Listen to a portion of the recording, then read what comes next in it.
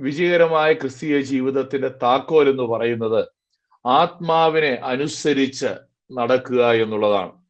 പരിശുദ്ധാത്മാവിനെ അനുസരിച്ച് നടക്കുന്ന ഒരു ക്രിസ്തീയ അനുഭവത്തെക്കുറിച്ചാണ് തിരുവചനം നമ്മെ ഓർമ്മിപ്പിക്കുന്നത്. വഴി ഇതാകുന്നു മകനെ, ഇതിലെ നടന്നുകൊള്ളുവീൻ എന്ന ഇമ്പസ്വരം കേട്ടുകൊണ്ടാണ് വിജയകരമായ ക്രിസ്തീയ ജീവിതം സാധ്യമാകുന്നത്. പാപത്തിന്റെ വഴികളിൽ നടക്കാൻ സാഹചര്യങ്ങൾ വരുമ്പോൾ അവിടെ പരിശുദ്ധാത്മാവ് നമുക്ക് പറഞ്ഞു തരുന്ന ആലോചനയനുസരിച്ച് തീരുമാനങ്ങൾ എടുക്കുവാനായിട്ട് നമുക്ക് കഴിയണം. ഞാൻ ഓർപ്പിക്കട്ടെ, ചിലപ്പോഴൊക്കെ ചില ആളുകൾ ചോദിക്കാറുണ്ട്, ഈ കാര്യം ബൈബിളിൽ എഴുതിയിട്ടുണ്ടോ? 2000 വർഷങ്ങൾക്ക് മുൻപ് ഇറങ്ങിയതായിരിക്കുന്ന അല്ലെങ്കിൽ 2000 വർഷങ്ങൾക്ക് മുൻപ് എഴുതപ്പെട്ടതായിരിക്കുന്ന ഈ തിരുവചനത്തിൽ ഈ നവീന കാലഘട്ടത്തിലെ ചില കാര്യങ്ങൾ രേഖപ്പെടുത്തിയിട്ടുണ്ടോ എന്നൊക്കെ പലരും ചോദിക്കാറുണ്ട്. അങ്ങനെ ചോദിക്കുന്ന സാഹചര്യങ്ങളിൽ എന്താണ് അതിന്റെ ഉത്തരമെന്ന് ചോദിച്ചാൽ, ക്രിസ്തീയ ജീവിതം വിജയകരമായി സാധ്യമാകണമെങ്കിൽ അവിടെ ആത്മാവിനെ അനുസരിച്ച് നടക്കുക എന്നുള്ളതാണ് അർത്ഥമാക്കുന്നത്. ഇന്ന് നാം പഠിക്കാനായിട്ട് പോകുന്നത് വിജയകരമായ ക്രിസ്തീയ ജീവിതത്തിന് കടന്നു വരാൻ സാധ്യതയുള്ള 2 ഡീവിയേഷൻസിനെ കുറിച്ചാണ്, അല്ലെങ്കിൽ 2 വ്യതിചലനങ്ങളെ കുറിച്ച് ഇന്ന് ചിന്തിക്കാനായിട്ട് ആഗ്രഹിക്കുന്നു. വിജയകരമായ ക്രിസ്തീയ ജീവിതത്തിൽ സംഭവിക്കാൻ സാധ്യതയുള്ള 2 വ്യതിചലനങ്ങൾ, ഡീവിയേഷൻസ്, അതാണ് ഇന്നത്തെ പഠനത്തിന് ആധാരമായിട്ടുള്ളത്. ഒന്നാമത്തെ വ്യതിചലനം എന്ന് പറയുന്നത് ലൈസൻസ് എന്നൊരു വാക്കാണ്. ലൈസൻസ് വേറൊരു രീതിയിൽ പറഞ്ഞാൽ, വിശുദ്ധ വേദപുസ്തകത്തിൽ നിന്ന് 2 വാക്യങ്ങൾ അതോടുള്ള ബന്ധത്തിൽ മനസ്സിലാക്കാനായിട്ട് എടുക്കുകയാണ്. റോമാലേഖനം 5-ാം അധ്യായം 20-ാമത്തെ വാക്യത്തിൽ നാം ഇപ്രകാരം വായിക്കുന്നു: എങ്കിലും പാപം പെരുകിയിടത്ത് കൃപ അത്യന്തം വർദ്ധിച്ചു. എവിടെയാണോ പാപം വളരെയേറെ പെരുകിയത് അവിടെ കൃപ അത്യന്തം വർദ്ധിച്ചു എന്ന് രേഖപ്പെടുത്തിയിരിക്കുകയാണ്. അപ്പോൾ പാപം പെരുകി, പാപം പെരുകിയതിനനുസരിച്ച് കൃപയും അത്യന്തം പെരുകി. ഇത് അപ്പോസ്തലനായ പൗലോസ് പറഞ്ഞത് നാം രക്ഷിക്കപ്പെടുന്നതായ സാഹചര്യത്തിൽ നാം എത്ര വലിയ പാപിയാണോ അത്രയും കൃപ നമ്മുടെ മേൽ സ്വർഗത്തിലെ ദൈവം ചൊരിഞ്ഞു എന്നാണ് അപ്പോസ്തലനായിരിക്കുന്ന പൗലോസ് പറഞ്ഞത്. എന്നാൽ ചില ആളുകൾ ഈ വാക്യത്തെ തെറ്റിദ്ധരിച്ചു. രക്ഷിക്കപ്പെട്ട ഒരു ദൈവവൈതൽ അവൻ തന്റെ ക്രിസ്തീയ ജീവിതത്തിൽ കൂടുതൽ ദൈവകൃപ പ്രാപിക്കുവാൻ വേണ്ടി കൂടുതൽ പാപം ചെയ്താൽ മതി എന്നൊരു പഠിപ്പിക്കൽ ചില ആളുകളുടെ ഭാഗത്ത് നിന്ന് ഉണ്ടായി. നിങ്ങളൊക്കെ ഒരുപക്ഷെ കേട്ട് കാണാൻ സാധ്യതയുള്ള ഒരു പാട്ടുണ്ട്, റാസ്പുട്ടിൻ സോങ് എന്ന് പറഞ്ഞ ഒരു പഴയ പോപ്പ് മ്യൂസിക് ആണ്, പോപ്പ് സോങ് ആണ്. അതിനകത്ത് റാസ്പുട്ടിൻ എന്ന് പറയുന്ന ഒരു റഷ്യൻ സന്യാസിയുടെ കഥയാണ് ആ പാട്ടിൽ പറയുന്നത്. ആ റഷ്യൻ ക്രൈസ്തവ സന്യാസിയാണ് അദ്ദേഹം. എന്നാൽ അദ്ദേഹത്തിന്റെ ജീവിതം വളരെ ദുർമാർഗിയായി ജീവിച്ച ഒരു ക്രിസ്തീയ റഷ്യൻ സന്യാസിയാണ്. ഗ്രിഗറി റാസ്പുട്ടിൻ എന്നാണ് അദ്ദേഹത്തിന്റെ പേര്. അദ്ദേഹത്തിന്റെ ഒരു പഠിപ്പിക്കൽ ഇങ്ങനെയായിരുന്നു: salvation through repeated experience of sin and repentance. തുടർച്ചയായ പാപവും ആ പാപത്തെ കുറിച്ചുള്ള അനുതാപവുമാണ് രക്ഷയിലേക്ക് നയിക്കുന്നതെന്നാണ് അദ്ദേഹം പഠിപ്പിച്ചത്. എന്ന് പറഞ്ഞാൽ, രക്ഷിക്കപ്പെട്ടൊരു വ്യക്തി അവൻ വീണ്ടും വീണ്ടും പാപം ചെയ്യുമ്പോൾ അവന് കൂടുതൽ കൃപ ദൈവം കൊടുക്കുകയാണ്. അങ്ങനെയാണ് ഒരു വ്യക്തി രക്ഷയിലേക്ക് നയിക്കുന്നതെന്നാണ് ഈ റോമർ 5:20 അടിസ്ഥാനത്തിൽ അദ്ദേഹം പഠിപ്പിച്ചത്. അതുകൊണ്ടാണ് റോമർ 5:20 ഈ വാക്യം എഴുതിയിട്ട് തൊട്ട് താഴെ 6-ാം അധ്യായത്തിന്റെ 1-ാം വാക്യത്തിൽ അപ്പോസ്തലനായ പൗലോസ് ചോദിക്കുന്ന ഒരു ചോദ്യമുണ്ട്: ആകയാൽ നാം എന്തു പറയേണ്ടു?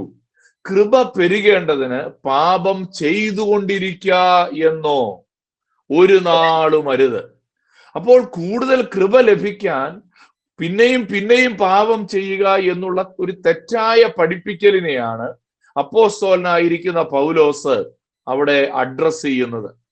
പ്രിയപ്പെട്ടവരെ, ഇത് ക്രൈസ്തവ സമൂഹത്തിന്റെ ഇടയിൽ പരന്ന ഒരു തെറ്റായ ഉപദേശമാണ്. നമ്മുടെ കേരളത്തിലും അത്തരത്തിലുള്ളതായ ഒരു പഠിപ്പിക്കലൊക്കെ കടന്നു വന്നിരുന്നു. ഇപ്പോഴതൊരല്പം കെട്ടടങ്ങിയ മട്ടാണ്. എങ്കിലും അവർ പഠിപ്പിച്ചത് നമ്മൾ എങ്ങനെ ജീവിക്കുന്നു എന്നുള്ളത് ഒരു പ്രശ്നമല്ല. നമ്മൾ എങ്ങനെ ജീവിച്ചാലും കുഴപ്പമില്ല. നമ്മൾ രക്ഷിക്കപ്പെട്ടപ്പോൾ ദൈവകൃപയിലേക്കാണ് നമ്മൾ കടന്നു വന്നത്.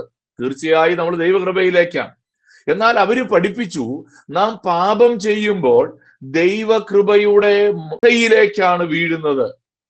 അതുകൊണ്ട് പാപം ചെയ്താലും കുഴപ്പമില്ല, എങ്ങനെ ജീവിച്ചാലും കുഴപ്പമില്ല, യേശു ക്രിസ്തു ക്രൂശിലെല്ലാം ചെയ്തു തീർത്തത് കൊണ്ട് ഇനി എങ്ങനെ വേണമെങ്കിലും ജീവിക്കാം എന്നാണ് അവര് പഠിപ്പിച്ചത്.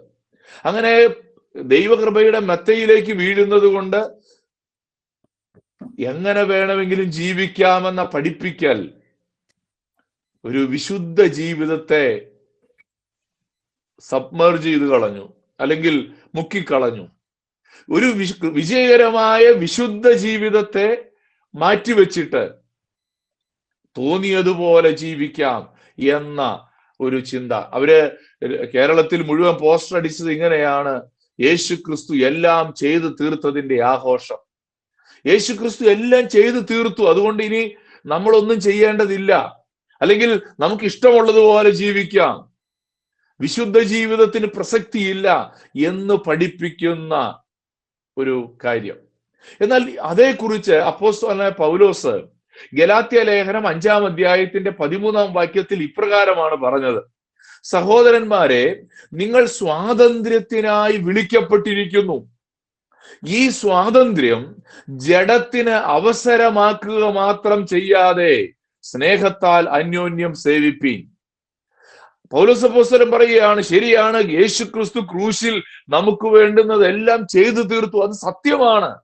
പക്ഷെ ആ ചിന്ത, ആ പഠിപ്പിക്കൽ എന്തിനവസരമാക്കരുത്? ജഡത്തിന് അവസരമാക്കരുത്. ഇതാണ് ഒന്നാമത്തെ വ്യതിചലനം എന്ന് പറയുന്നത്.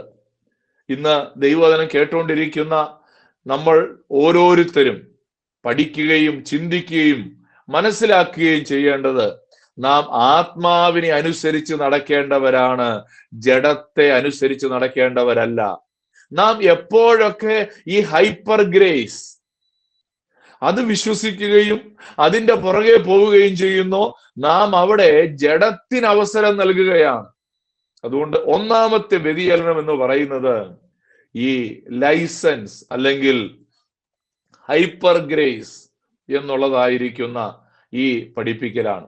രണ്ടാമത്തെ വ്യതിചലനം എന്ന് പറയുന്നത് ഇതിന്റെ മറുവശമാണ്. ഒരു വശത്ത് പറഞ്ഞു, ജഡത്തിന് ഇഷ്ടമുള്ളതൊക്കെ ചെയ്യാം, കുഴപ്പമൊന്നുമില്ല, നമ്മുടെ ജഡം പറയുന്നതെല്ലാം നമുക്ക് അനുസരിക്കാം, അതാണ് ലൈസൻസ്. എന്നാൽ മറുവശം എന്താ പറയുന്നത്? മറുവശം പറയുന്നത് ലീഗലിസം എന്നാണ്. ലീഗലിസം, നിയമവാദം എന്ന് വേണമെങ്കിൽ നമുക്ക് അതിനെ മലയാളത്തിൽ വിളിക്കാം. നിയമവാദം. ഞാൻ അങ്ങനെ ആ വാക്ക് നമുക്ക് പരിചിതമല്ലെങ്കിൽ പോലും, ലീഗലിസം എന്ന വാക്ക് എനിക്ക് അറിഞ്ഞുകൂടാ എത്ര പേര് കേട്ടിട്ടുണ്ട്. നമുക്ക് ആ വാക്ക് പരിചിതമല്ലെങ്കിൽ പോലും ഈ വാക്യം നമുക്ക് എല്ലാം പരിചിതമാണ്. എന്താണ് പരിചിതമായ വാക്യം? ഗലാത്യർ 5:1 നാം ഇങ്ങനെ വായിക്കുന്നു: സ്വാതന്ത്ര്യത്തിനായിട്ട് ക്രിസ്തു നമ്മെ സ്വതന്ത്രരാക്കി, ആകയാൽ അതിൽ ഉറച്ചു നിൽപ്പിൻ, അടിമനുഖത്തിൽ പിന്നെയും കുടുങ്ങിപ്പോകരുത്. ക്രിസ്തു നമ്മെ, നിങ്ങൾ സത്യം അറിയുകയും സത്യം നിങ്ങളെ സ്വതന്ത്രരാക്കുകയും ചെയ്യും, യോഹന്നാൻ 8:32. എന്നാൽ ആ സ്വാതന്ത്ര്യത്തിലേക്ക് ക്രിസ്തു നമ്മെ വിളിക്കുമ്പോൾ അപ്പോസ്തലനായ പൗലോസ് ഓർപ്പിക്കുകയാണ്, നിങ്ങൾ പിന്നെയും എന്ത് ചെയ്യരുത്? അടിമനുഖത്തിൽ കുടുങ്ങിപ്പോകരുത്. ഈ ഗലാത്യ സഭയിലെ ഇതിന്റെ പ്രശ്നം, ഒരു പശ്ചാത്തലത്തിലാണ് ഇത് എഴുതിയത്. എന്താണ് ഗലാത്യയിലെ സഭയിൽ ഇതേ സംബന്ധിച്ചുള്ള വിശദീകരണം? ഗലാത്യയിലെ സഭയിൽ ഉണ്ടായ ഒരു വലിയ ദുരുപദേശം ഈ ലീഗലിസം ആയിരുന്നു. ഒരു വ്യക്തി ജാതീയ പശ്ചാത്തലത്തിൽ, നമ്മളൊക്കെ യഹൂദ പാരമ്പര്യമുള്ളവരല്ല, നമ്മളൊക്കെ ജാതീയ പശ്ചാത്തലമുള്ള ആളുകളാണ്. ജാതീയ പശ്ചാത്തലത്തിൽ ജനിച്ചു വളർത്തപ്പെട്ട ഒരു വ്യക്തി ഒരു സമയം കഴിയുമ്പോൾ യേശുവിനെ ജീവിതത്തിന്റെ രക്ഷിതാവും കർത്താവുമായി സ്വീകരിക്കുന്നു. അങ്ങനെ രക്ഷിതാവും കർത്താവുമായി സ്വീകരിച്ചു കഴിഞ്ഞാൽ ആ വ്യക്തി യഥാർത്ഥത്തിൽ രക്ഷിക്കപ്പെടണമെങ്കിൽ ആദ്യം പരിച്ഛേദന സ്വീകരിച്ച് യഹൂദനാകണം. അതിനുശേഷം മാത്രമേ ആ വ്യക്തിക്ക് യഥാർത്ഥത്തിൽ രക്ഷയുടെ അനുഭവത്തിലേക്ക് വരുവാൻ സാധിക്കുകയുള്ളൂ. ഇതാണ് ലീഗലിസം. പരിച്ഛേദന ഏൽക്കണമെന്നുള്ളതല്ല. ലീഗലിസം എന്ന വാക്കുകൊണ്ട് ഉദ്ദേശിക്കുന്നത് യേശുക്രിസ്തു കാൽവറി ക്രൂശിൽ ചെയ്തു തീർത്തതിനോട് കൂടെ മാനുഷികമായ ചില നിയമങ്ങൾ, മാനുഷികമായ ചില ആചാരങ്ങൾ കൂട്ടിച്ചേർക്കുമ്പോൾ അതിനെ പറയുന്നതാണ് ലീഗലിസം എന്ന വാക്ക്. ഞാനതിനെ ഇങ്ങനെ പറയാൻ ആഗ്രഹിക്കുന്നു. Legalism is the belief that one can earn God's approval, blessing or salvation through rules, religious performance or human effort. നിയമവാദം എന്ന് പറയുന്നത് ദൈവത്തിന്റെ പ്രസാദം ലഭിക്കാൻ വേണ്ടി, ദൈവിക അനുഗ്രഹങ്ങൾ പ്രാപിക്കാൻ വേണ്ടി, അതുമല്ലെങ്കിൽ രക്ഷിക്കപ്പെടാൻ വേണ്ടി മാനുഷികമായ നിയമങ്ങളോ മതപരമായിരിക്കുന്ന ആചാരങ്ങളോ മാനുഷികമായ പരിശ്രമങ്ങളോ കൂട്ടിച്ചേർക്കുമ്പോൾ അതിനെയാണ് ലീഗലിസം എന്ന് പറയുന്നത്. ഒരു സ്കെയിൽ എടുത്തു വെച്ചാൽ ആ സ്കെയിലിന്റെ മധ്യഭാഗത്ത് നമ്മൾ നിൽക്കുന്നത് ആത്മാവിനെ അനുസരിച്ച് നടക്കുക എന്നുള്ളതാണ്. എന്നാൽ അതിന്റെ ഒരു വശത്ത് ലൈസൻസ് ആണ്. ഈ സ്കെയിലിന്റെ ഒരറ്റം എന്ന് പറയുന്നത് നമുക്ക് കൃപ ലഭിച്ചു, അതുകൊണ്ട് നമുക്ക് ഇഷ്ടമുള്ളതൊക്കെ ചെയ്യാം, ജഡത്തിന്റെ താല്പര്യത്തെ ഒക്കെ തൃപ്തിപ്പെടുത്താം, നോ പ്രോബ്ലം. എന്നാൽ മറ്റേ അറ്റത്ത് നിൽക്കുന്നത് അങ്ങനല്ല.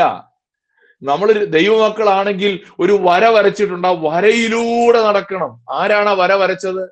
അത് നമ്മൾ തന്നെയാണ്. അത് നമ്മുടെ സഭയിലെ പട്ടക്കാരനോ പാസ്റ്ററോ ആണ്. അതും അല്ലെങ്കിൽ നമ്മുടെ ഈ സമൂഹം വരച്ചു വെച്ച ചില വരകളാണ്. ഇതും കൂടെ ഉണ്ടെങ്കിലേ നമ്മുടെ ആത്മീയത പൂർത്തിയാകൂ. ബൈബിളിലുണ്ടോ? ബൈബിളിൽ അങ്ങനെ ഇല്ല, പക്ഷേ അങ്ങനെയൊക്കെയാണ്. ഇതാണ് യഹൂദന്മാരുടെ ഇടയിൽ ഈ ഗലാത്യ ലേഖനത്തിൽ നമ്മൾ കാണുന്ന വാക്കുകൾ. എന്താണ്? പരിച്ഛേദന, ന്യായപ്രമാണം. ആ വാക്കുകളാണ് അപ്പോസ്തലനായ പൗലോസ് ആവർത്തിച്ച് ഉപയോഗിക്കുന്നത്. ഗലാത്യ ലേഖനം 3-ാമത്തെ അധ്യായത്തിൽ 3-ാം വാക്യത്തിൽ ഇപ്രകാരം ഒരു വാക്ക് എഴുതിയിട്ടുണ്ട്: നിങ്ങൾ ഇത്ര ബുദ്ധി കെട്ടവരോ, ആത്മാവ് കൊണ്ട് ആരംഭിച്ചിട്ട് ഇപ്പോൾ ജഡം കൊണ്ടോ സമാപിക്കുന്നത്. ആത്മാവ് കൊണ്ടാണ് ആരംഭിച്ചത്. ആത്മാവിനെ അനുസരിച്ച് നടക്കുന്ന ഒരു ക്രിസ്തീയ ജീവിതമാണ് നമ്മൾ ആരംഭിച്ചത്. പക്ഷെ ഇടയ്ക്ക് വെച്ച് ജഡം കൊണ്ട്, ജഡത്തിൽ പരിച്ഛേദന ഏറ്റുകൊണ്ട്, അല്ലെങ്കിൽ ജഡത്തിൽ ഏതെങ്കിലും ആചാരങ്ങൾ അനുഷ്ഠിക്കുന്നത് കൊണ്ട് നാം എന്ത് ചെയ്യുകയാണ്? ദൈവത്തെ പ്രസാദിപ്പിക്കാം എന്ന് തെറ്റിദ്ധരിക്കുകയാണ്. ഈ പ്രശ്നത്തെ നാം കുറച്ച് ഗൗരവമായി കാണേണ്ടത് ആവശ്യമായി. ഇന്ന് നമ്മുടെ ഇടയിലും ഒക്കെ ഒരുപക്ഷെ അനേകം ക്രൈസ്തവ വിശ്വാസികളും ഈ ലീഗലിസ്റ്റുകളായിട്ട് മാറിയിട്ടുണ്ട്. ഈ ലൈസൻസ് എന്നുള്ള പ്രശ്നം അത്ര അംഗീകാരം കിട്ടാൻ എളുപ്പമല്ല. കാരണം ജഡത്തെ അനുസരിച്ച് നടക്കാം. നമ്മുടെ ഒരു സോഷ്യൽ കണ്ടീഷനിങ്ങിന്റെ ഭാഗത്ത് നിന്നുകൊണ്ട് അതിനെയൊക്കെ നമ്മൾ വളരെ പെട്ടെന്ന് തിരിച്ചറിയുകയും തള്ളിക്കളയുകയും ചെയ്യും. എന്നാൽ സംഭവിക്കുന്ന ഒരു പ്രശ്നം എന്താണ്? ലീഗലിസം, നിയമവാദം വിജയകരമായ ക്രിസ്തീയ ജീവിതത്തിന്, യേശു ക്രിസ്തുവിലൂടെ നമുക്ക് ലഭിക്കുന്ന സ്വാതന്ത്ര്യത്തിന് അതൊരു വലിയ തടസ്സമാണ്. പ്രാരംഭ ദിവസം ഞാൻ പറഞ്ഞു, എൻ്റെ ഈ പഠനം എടുത്തിരിക്കുന്നത് റോമാലേഖനം 6 മുതൽ 8 വരെയുള്ള അധ്യായങ്ങളിലാണ്. വാസ്തവത്തിൽ 7-ാമത്തെ അധ്യായത്തിൽ പൗലോസ് അപ്പോസ്തലൻ ഈ വിഷയത്തെയാണ് അഡ്രസ് ചെയ്യുന്നത്. അവിടെ ന്യായപ്രമാണം യേശു ക്രിസ്തുവിനോട് ചേർന്നപ്പോൾ, നാം യേശു ക്രിസ്തുവുമായുള്ള ബന്ധത്തിലേക്ക് വന്നപ്പോൾ, അവിടെ ഒരു ഭാര്യയുടെയും ഭർത്താവിന്റെ ഉദാഹരണം പറയുന്നുണ്ട്. നിയമത്താൽ ബന്ധിക്കപ്പെട്ടിരിക്കുന്ന അനുഭവത്തെ കുറിച്ച് പറയുന്നുണ്ട്. ഭാര്യയോ ഭർത്താവോ മരിച്ചാൽ ആ വ്യക്തി നിയമത്തിൽ നിന്ന് വേർപെട്ടു. നാം പാപസംബന്ധമായി മരിച്ചപ്പോൾ ന്യായപ്രമാണ സംബന്ധമായിട്ട് നമ്മൾ വേർപെടുത്തപ്പെട്ടു. ആ ആശയമാണ് അവിടെ പഠിപ്പിക്കുന്നത്. ഈ നിയമവാദത്തിന്റെ ചില പ്രശ്നങ്ങളാണ് ഇന്ന് പറയാനായിട്ട് താല്പര്യപ്പെടുന്നത്. അത് മനസ്സിലാക്കിയെങ്കിൽ മാത്രമേ നമുക്ക് അതിൽ നിന്ന് പുറത്തു കടക്കാനായിട്ട് സാധിക്കുകയുള്ളൂ. ഇത് ഞാൻ പറയുമ്പോൾ വളരെ ആശങ്കയോടെയാ പറയുന്നത്. ചിലപ്പോ എങ്ങനെ വേണേലും, അപ്പോ ഇത് പറയുമ്പോ നമ്മുടെ നിലവിലുള്ള ചില ചിന്താഗതികൾ ചിലപ്പോ പൊളിയും. അങ്ങനെ പൊളിയുമ്പോൾ ചിന്തിക്കുക, ഞാൻ മറ്റേ അറ്റത്ത്, അതായത് ലൈസൻസ് എന്ന് പറയും, എങ്ങനെ വേണേലും നടക്കാമെന്നാണോ? അതല്ല. ഞാൻ പറയുന്നത് ആത്മാവിനെ അനുസരിച്ച് നടക്കുക എന്നുള്ളതായ തിരുവചനത്തിന്റെ പഠിപ്പിക്കലാണ്. ലീഗലിസം, അതിന്റെ ഏറ്റവും വലിയ പ്രശ്നം അതിന്റെ ഫോക്കസ് മാറുന്നു എന്നുള്ളതാണ്. ലീഗലിസം വിജയകരമായ ക്രിസ്തീയ ജീവിതത്തിന്റെ ഫോക്കസിനെ മാറ്റിക്കളയും. എങ്ങനെയാ മാറ്റിക്കളയുന്നത്? ഞാൻ പെട്ടെന്ന് പോവുകയാണ്. വിശ്വാസത്തില് പ്രാധാന്യം കൊടുക്കേണ്ടതിന് പകരം പ്രവർത്തികൾക്കാണ് ലീഗലിസം പ്രാധാന്യം കൊടുക്കുന്നത്. വിശ്വാസത്താൽ രക്ഷിക്കപ്പെടുന്ന ഒരു വ്യക്തിയോട് പറയുകയാണ്, നീ അതുപോരാ, നീ ചില പ്രവർത്തികൾ. ഗലാത്യ സഭയെ സംബന്ധിച്ചിടത്തോളം പരിച്ഛേദനയായിരുന്നു, അവരുടെ പശ്ചാത്തലത്തിൽ പരിച്ഛേദന ഏൽക്കുക എന്നുള്ളതായിരുന്നു. ലീഗലിസം കൃപയ്ക്ക് പ്രാധാന്യം കൊടുക്കേണ്ടതിന് പകരം നമ്മുടെ പരിശ്രമത്തിന്, പെർഫോമൻസിന് പ്രാധാന്യം കൊടുക്കുന്നു. Focus shifts from grace to performance. Legalism focus മാറുമ്പോൾ സ്വാതന്ത്ര്യത്തിൽ നിന്നും ബന്ധനത്തിലേക്ക്, അടിമത്വത്തിലേക്ക് ഫോക്കസ് ഷിഫ്റ്റ് ചെയ്യുന്നു. പ്രിയപ്പെട്ടവരെ, ക്രിസ്തീയ ജീവിതത്തിൽ ഒരിക്കലും സംഭവിക്കാൻ പാടില്ലാത്തതാണ്. വിശ്വാസത്തിൽ നിന്ന് പ്രവർത്തികളിലേക്ക് ഊന്നൽ കൊടുക്കാൻ പാടില്ല. കൃപയിൽ നിന്ന് പരിശ്രമങ്ങളിലേക്ക് ഷിഫ്റ്റ് ചെയ്യാൻ പാടില്ല. ക്രിസ്തു നമ്മെ സ്വാതന്ത്ര്യത്തിനായിട്ട് വിളിച്ചു, നാം പിന്നെയും അടിമനുഖത്തിൽ കുടുങ്ങിപ്പോകുവാനായിട്ട് പാടില്ല. അതുകൊണ്ട് ഇന്ന് ദൈവവചനം കേട്ടുകൊണ്ടിരിക്കുമ്പോൾ നമ്മൾ പരിശോധിക്കേണ്ടത് ആവശ്യമുണ്ട്. നമ്മൾ കൃപയാൽ വിശ്വാസം മൂലമാണ് രക്ഷിക്കപ്പെട്ടത്. നമ്മുടെ ഫോക്കസ് ഒരിക്കലും നമ്മുടെ പ്രവർത്തികളിലേക്കോ നമ്മുടെ പരിശ്രമങ്ങളിലേക്കോ മാറുവാനായിട്ട് പാടില്ല. അങ്ങനെ മാറിയാൽ നാം ഒരു ബന്ധനത്തിൽ അകപ്പെടുകയാണ്. നമുക്കറിയാം, മുൻകാലങ്ങളിൽ ചില പിതാക്കന്മാരൊക്കെ പഠിപ്പിച്ച ഒരു കാര്യം ആണ് കടമുള്ള ദിവസങ്ങൾ എന്ന് പറയും. കടമുള്ള ദിവസങ്ങൾ. ഞാൻ ആ ചിന്താഗതിയെ എതിർക്കുന്ന ഒരു വ്യക്തിയാണ്.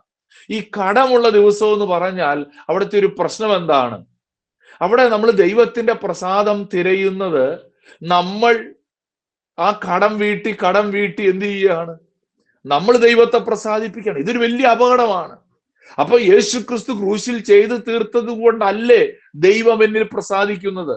അതോ എന്റെ പരിശ്രമം കൊണ്ടാണോ?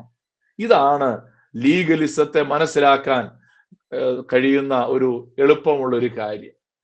ആ ലീഗലിസം എപ്പോഴും യേശു ക്രിസ്തുവിന്റെ പൂർത്തീകരിച്ചതായ പ്രവൃത്തിയോട് കൂട്ടിച്ചേർക്കണം, അല്ലെങ്കിൽ അതിനെ കുഴിച്ചു മൂടുകയാണ്. നീ ചില കാര്യങ്ങൾ കൂടെ ചെയ്താലേ ദൈവം പ്രസാദിക്കുള്ളൂ. അപ്പോൾ ഒന്നാമത്തെ ചിന്ത അതാണ്. ലീഗലിസത്തിന്റെ അപകടങ്ങളാണ് ഞാൻ പറയാൻ പോകുന്നത്. Legalism undermines Christ finished work. ക്രിസ്തു നിവർത്തിച്ച ശുശ്രൂഷയെ കുഴിച്ചു മൂടുകയാണ് ലീഗലിസം. കാരണം യേശു ക്രിസ്തു ചെയ്തത് പോരാ, നീ ചില കാര്യങ്ങൾ കൂടെ പൂരിപ്പിക്കണം. സുവിശേഷം പറയുന്നു, നീ ദൈവത്താൽ അംഗീകരിക്കപ്പെട്ട വ്യക്തിയാണ്, നീ ദൈവത്താൽ സ്വീകരിക്കപ്പെട്ട വ്യക്തിയാണ്. ഇനി നിനക്ക് സ്വാതന്ത്ര്യത്തോടെ, ക്രിസ്തീയ സ്വാതന്ത്ര്യത്തിനായി ക്രിസ്തു നിങ്ങളെ വിളിച്ചിരിക്കുകയാണെന്ന് സുവിശേഷം പറയുമ്പോൾ, ലീഗലിസം പറയുന്നത്, നിയമവാദം പറയുന്നത്, നീ ചില കാര്യങ്ങളും കൂടെ ചെയ്താലേ ദൈവം നിന്നെ അംഗീകരിക്കുള്ളൂ. ഇന്ന് തിരുവചനത്തിന്റെ മുമ്പിൽ നമ്മൾ ഇരിക്കുമ്പോൾ നാം ഓർക്കേണ്ട ഒരു കാര്യമുണ്ട്. അങ്ങനെ നാം പറയുമ്പോൾ നാം ദൈവകൃപയെ വൃഥാവാക്കുകയാണ്. ഗലാത്യ ലേഖനം 2-ാം അധ്യായത്തിന്റെ 21-ാമത്തെ വാക്യത്തിൽ പൗലോസ് അപ്പോസ്തലൻ ഇപ്രകാരം പറയുന്നു, ഞാൻ ദൈവത്തിന്റെ കൃപ വൃഥാവാക്കുന്നില്ല. ന്യായപ്രമാണത്താൽ നീതി വരുന്നു എങ്കിൽ ക്രിസ്തു മരിച്ചത് വെറുതെയല്ലോ. ദൈവത്തെ പ്രസാദിപ്പിക്കാൻ വേണ്ടി നമ്മുടെ പ്രവർത്തികൾ എന്തെങ്കിലും കൂട്ടിച്ചേർക്കണമെങ്കിൽ നാം ദൈവകൃപയെ വൃഥാവാക്കുകയാണ്. അല്ലെങ്കിൽ യേശു ക്രിസ്തു ചെയ്തതിനോട് നമ്മൾ ചിലത് കൂട്ടിച്ചേർക്കുമ്പോൾ നാം യഥാർത്ഥത്തിൽ ക്രിസ്തു മരിച്ചത് പോരാ എന്ന് പറയുകയാണ്. ഇന്ന് നമ്മെ തന്നെ പരിശോധിക്കുവാൻ, ഇത് മനോഭാവത്തിൽ വരുന്നതാണ്. ഒരുപക്ഷെ ഇത് വേറെ ആരെങ്കിലും പഠിപ്പിക്കണമെന്നൊന്നുമില്ല. നമ്മുടെ തന്നെ ചിന്തകളിൽ, നമ്മുടെ തന്നെ മനോഭാവങ്ങളിൽ കടന്നു വരുന്ന, വിജയകരമായ ക്രിസ്തീയ ജീവിതത്തിനെതിരെ കടന്നു വരുന്ന ചില അപകടങ്ങളാണ്. രണ്ടാമത്തെ അപകടം, legalism leads to bondage not freedom. ഈ നിയമവാദം നമ്മെ പിന്നെയും അടിമത്വത്തിലേക്ക് കൊണ്ടുപോവുകയാണ്. നമ്മൾ നേരത്തെ വായിച്ചൊരു വാക്യമുണ്ടല്ലോ, ഗലാത്യർ 5:1, സ്വാതന്ത്ര്യത്തിനായിട്ട് ക്രിസ്തു നമ്മെ സ്വതന്ത്രരാക്കി. ആകയാൽ അതിൽ ഉറച്ചു നിൽപ്പിൻ, അടിമനുഖത്തിൽ പിന്നെയും കുടുങ്ങിപ്പോകരുത്. ഇന്ന് ദൈവവചനത്തിന്റെ മുമ്പിൽ ഇരിക്കുമ്പോൾ നമ്മൾ ഓർക്കണേ, നമ്മൾ ഏതെങ്കിലും ഒരു നിയമം ഉണ്ടാക്കി വെച്ച്, ഞാൻ ഇതിന്റെ മറുവശം അടുത്ത ദിവസം പറയാനായിട്ട് താല്പര്യപ്പെടുന്നുണ്ട്. അത് എന്റെ ബാലൻസിങ്ങിനെ കുറിച്ച്. ഇന്നതിന് സമയം കിട്ടുമെന്ന് ഞാൻ വിചാരിക്കുന്നില്ല. ലീഗലിസം നമ്മെ പിന്നെയും അടിമനുഖത്തിലേക്കാണ് കൊണ്ടുപോകുന്നത്. അതിന്റെ ഒരു വലിയ പ്രശ്നം എന്താണെന്നറിയാമോ? അത് നമ്മളിൽ ഭയം ഉളവാക്കും. മനസ്സിലാകാൻ വേണ്ടി ഞാനൊരു ഉദാഹരണം പറയാം. നമ്മളെല്ലാവരും എല്ലാ ദിവസവും ബൈബിൾ വായിക്കുന്നവരും പ്രാർത്ഥിക്കുന്നവരും ഒക്കെയാണ്. എന്നാൽ ഇതിനെ ഒരു ആചാരമായിട്ട് കാണുന്ന ആളുകളുണ്ട്. എല്ലാ ദിവസവും ബൈബിൾ വായിക്കുന്നത് ഒരാചാരമാണ് എന്ന് ചിന്തിക്കുന്ന ആളുകളുണ്ട്. അപ്പൊ ഒരു ദിവസം എങ്ങാനും ബൈബിൾ വായിക്കാൻ കഴിഞ്ഞില്ലെങ്കിൽ അത് നമ്മുടെ ഉള്ളിൽ ഒരു ഭയം നിറച്ചാൽ, നമുക്കറിയാം ചില ദിവസങ്ങളിൽ ഒരു പക്ഷേ നമ്മുടെ ജീവിതത്തിന്റെ സാഹചര്യം കൊണ്ട് എല്ലാ ദിവസവും രാവിലെ ബൈബിൾ വായിക്കുന്ന ഒരാൾക്ക് ഒരു ദിവസം ബൈബിൾ വായിക്കാൻ കഴിഞ്ഞില്ലെങ്കിൽ ഹൃദയത്തിനകത്ത് ഭയം ഉണ്ടാകുന്നുണ്ടെന്ന് വിചാരിക്കുക. അത് ഈ നിയമവാദം കൊണ്ടാണ്, ലീഗലിസം കൊണ്ടാണ്. 365 ദിവസവും ബൈബിൾ വായിച്ചു, അതുകൊണ്ട് നമ്മുടെ ഉള്ളിൽ ഒരു അഭിമാനം തോന്നുന്നുണ്ടെങ്കിൽ അതൊരു നിയമവാദമാണ്. വായിക്കാത്തപ്പോൾ ഒരു കുറ്റബോധം തോന്നുന്നുണ്ടെങ്കിൽ അതൊരു നിയമവാദമാണ്. ഞാൻ പറഞ്ഞത് ഇത് മനസ്സിലാകാൻ വേണ്ടി ഉപയോഗിച്ച ഉദാഹരണമാണ്. പ്രിയപ്പെട്ടവരെ, ബൈബിൾ വായിച്ചത് കൊണ്ട് നമ്മളെ ആരെയും സ്വർഗം അംഗീകരിക്കുന്നില്ല. പ്രാർത്ഥിച്ചത് കൊണ്ട് മാത്രം ദൈവം നമ്മെ ആരെയും സ്വർഗത്തിലേക്ക് സ്വീകരിക്കുന്നില്ല. കർത്താവായ യേശു ക്രിസ്തുവിന്റെ ക്രൂശ് മരണത്തിലൂടെയാണ് ഈ വിജയകരമായ ക്രിസ്തീയ ജീവിതം സാധ്യമായത്. അത് നമ്മൾ വിശ്വസിക്കുകയും ഏറ്റുപറയുകയും ചെയ്യണം. അപ്പോൾ അനുദിന ജീവിതത്തിൽ എങ്ങനെ വിജയകരമായ ക്രിസ്തീയ ജീവിതം നയിക്കാൻ സാധിക്കുമെന്ന് ചോദിച്ചാൽ അവിടെയാണ് ആത്മാവിനെ അനുസരിച്ച് നടക്കുന്നത്. അതുകൊണ്ടാണ് റോമാലേഖനം 8-ാം അധ്യായം 1-ാം വാക്യത്തിൽ നാം ഇങ്ങനെ വായിക്കുന്നു: അതുകൊണ്ട് ഇപ്പോൾ ക്രിസ്തുയേശുവിലുള്ളവർക്ക് ഒരു ശിക്ഷാവിധിയുമില്ല. 2-ാം വാക്യം: ജീവന്റെ ആത്മാവിന്റെ പ്രമാണം എനിക്ക് പാപത്തിന്റെയും മരണത്തിന്റെയും പ്രമാണത്തിൽ നിന്ന് ക്രിസ്തുയേശുവിൽ സ്വാതന്ത്ര്യം വരുത്തിയിരിക്കുന്നു. അതെ, എങ്ങനെയാണ് ആ സ്വാതന്ത്ര്യം, എങ്ങനെയാണ് ആ വിജയകരമായ ക്രിസ്തീയ ജീവിതം സാധ്യമാകുന്നത്? അത് ജീവന്റെയും ആത്മാവിന്റെയും പ്രമാണത്താൽ, ജീവന്റെയും പരിശുദ്ധാത്മാവിന്റെയും പ്രമാണത്തിലൂടെയാണ് നമുക്ക് ആ സ്വാതന്ത്ര്യം ലഭിക്കുവാനായിട്ട് ഇടയായിത്തീരുന്നത്. 3-ാമത്തെ കാര്യം, ബാഹ്യമായ നിയമങ്ങളിലൂടെയല്ല, ആന്തരികമായ രൂപാന്തരത്തിലൂടെയാണ് നമുക്ക് വിജയകരമായ ക്രിസ്തീയ ജീവിതം സാധ്യമാകുന്നത്. നിയമവാദം എപ്പോഴും ബാഹ്യമായ നിയമങ്ങൾക്ക് പ്രാധാന്യം കൊടുക്കും. നിയമവാദത്തിന്റെ ഒരു വലിയ അപകടം അത് ബാഹ്യമായ നിയമങ്ങളെയാണ് ഫോക്കസ് ചെയ്യുക.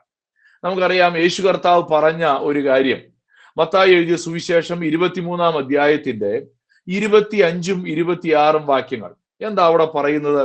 കപടഭക്തിക്കാരായ ശാസ്ത്രിമാരും പരീശന്മാരുമായുള്ളവരെ, നിങ്ങൾക്ക് ഹാ കഷ്ടം! നിങ്ങൾ കിണ്ടികിണ്ണങ്ങളുടെ പുറം വെടിപ്പാക്കുന്നു, അകത്തോ കവർച്ചയും അതിക്രമവും നിറഞ്ഞിരിക്കുന്നു.